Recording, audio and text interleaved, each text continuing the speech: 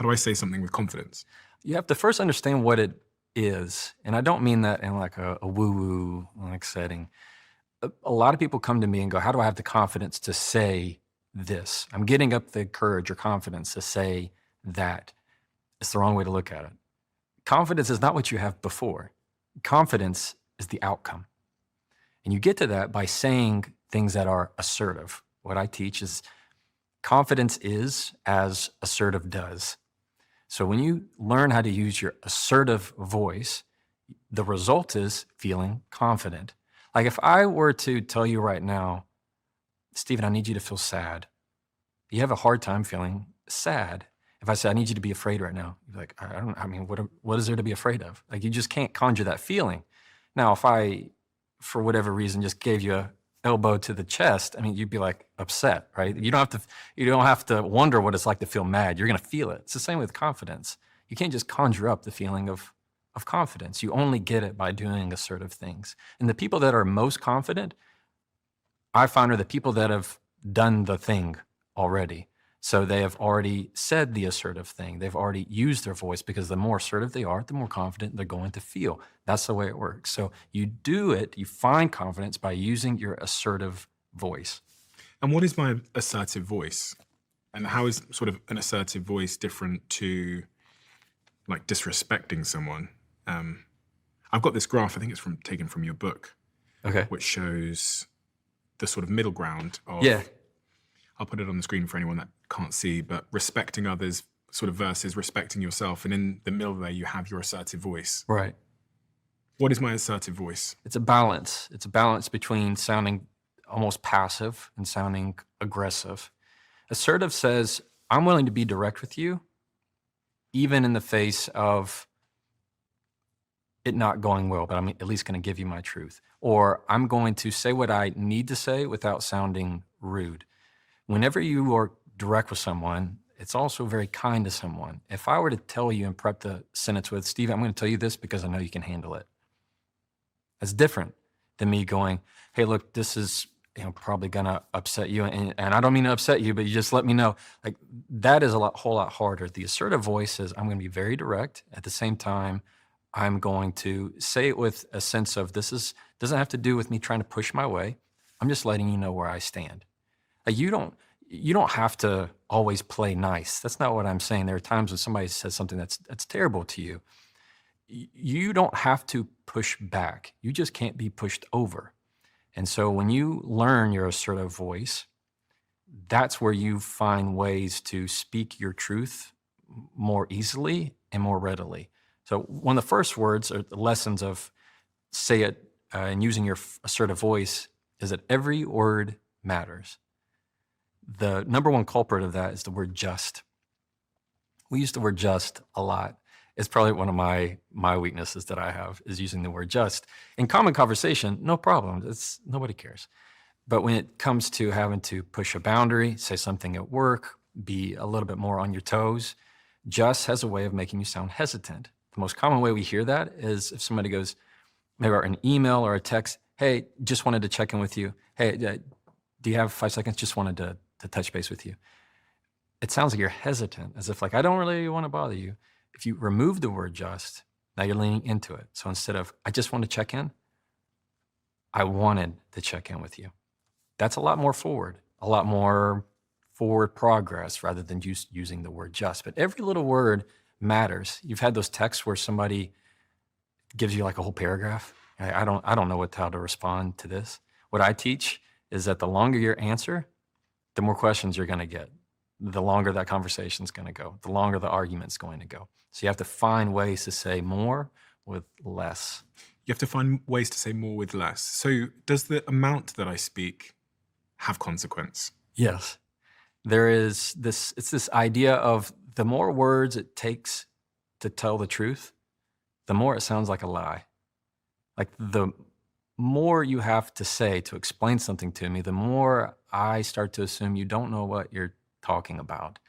And we have this way of I guess they call it word vomit, where you talk a whole lot. People get lost in your sentences. And also when you choose to speak makes a very big difference. Like, have you ever been in one of those meetings and there's always this one person that has to throw in their 2 cents. They always have to throw out their idea or be the devil's advocate or have something to say at every single issue that gets brought up. Most of the time, those are the people that are honestly the least connected to what's actually happening, or at least part of the conversation, because they want you to know how smart they are or how many people they know. These are the same people that name drop like every other sentence. The person that is like, oh, I was talking with Steven the other day. Oh, you know Steven, right? Oh, yeah, great guy. And they start to name drop just so you know how many people that they know. Insecurities are very loud. Confidence, on the other hand, is very quiet. Insecure people have the need to say everything so that I sound more believable. So you'll know how much I know and how smart I am. Confident people have the urge to say nothing because they have nothing to prove. Like if you disagree with me on something that I know to be true, I wouldn't be nearly as affected. Let's say, like we both have on a black shirt. If you were like, Jefferson, this is a dumb purple shirt you have on. I would, oh, okay. Like I don't need to convince you what I already know the color of my shirt is. It's like if you know that about yourself, what you have internally inside, you don't have the need, the insecurity to prove it to everybody else that they're wrong. The confidence is very quiet. The people that are typically the most looked to are the people that say the least. They listen a whole lot more. Do people capitalize on that? So if you're triggered by me saying that you have a purple shirt on, have I got the power now? Because I can like play you like a fiddle if you're so easily triggered by something that's so obviously like provocation. Surely I have the power over you now, right? No, I mean the people that are not emotionally intelligent, the people that don't have the emotional awareness, yeah, you can press their buttons and play them like a fiddle, because what they've done is that would be like me giving you the remote. Say here's the remote to my emotions. Go ahead, play them. Press that button. Oh yeah. Oh, you made me angry. How dare you? Instead of handing out remote controls, you get in the habit of giving out manuals. And so, if you want to yell at me and press my button, and me to say, you can't yell at me like that, versus me handing you a manual and go, hey, I heard you yell at me. If you don't mind, go to page 72. You can look on paragraph 3. I don't respond to that volume. Like you're giving a whole different mind shift of this is what I tolerate and this is what I don't tolerate. Do you have a lot of people pleasers coming to you? Yeah. People pleasing is very hard. And the thing is, you can please people. Just make sure that you're one of them. And that's the harder part is people say, I'm always saying yes to things. I don't know how to say no to things. I don't know where to go with this. That's a whole lot harder. Using your assertive voice helps with that in a lot of ways. And it is about trying to make sure that when you people please with people, you have to find a way to set a boundary that is going to protect yourself, and that's easier said than done. It's interesting. I started my first proper business when I was about 18 years old, and when you're 18 years old and you're dealing with people that are like double your age, and you're different because your skin color is a little bit different, you have no experience. I was talking to the guy that was cutting my hair yesterday because he's a young black man starting in business, and you were aware that every conversation you're having to some degree is a test. Yeah. It's like a test of how much you value yourself, how much you believe in yourself, and how much you believe in what you're building and what you're saying. Like, and it's an interesting way to think of life that like every conversation is actually a test of your conviction. And I was talking to my barber about how I've changed over time and how business has made me become more direct and more assertive than I was when I was 18 years old. Because like I wouldn't have survived in some of the rooms that I'm in with like very eccentric billionaires who have done this for 40 years before me. If I didn't have that assertive voice, if I wasn't able to look them in the eye and say with calmness and a slower pace what I believe to be true. It's so interesting. Like it's just thinking about how so much of our life is about developing this ability to assert what we believe without the just or the caveats or the excuse. Yeah, where they also go into trouble is when what I see a lot are people that over apologize.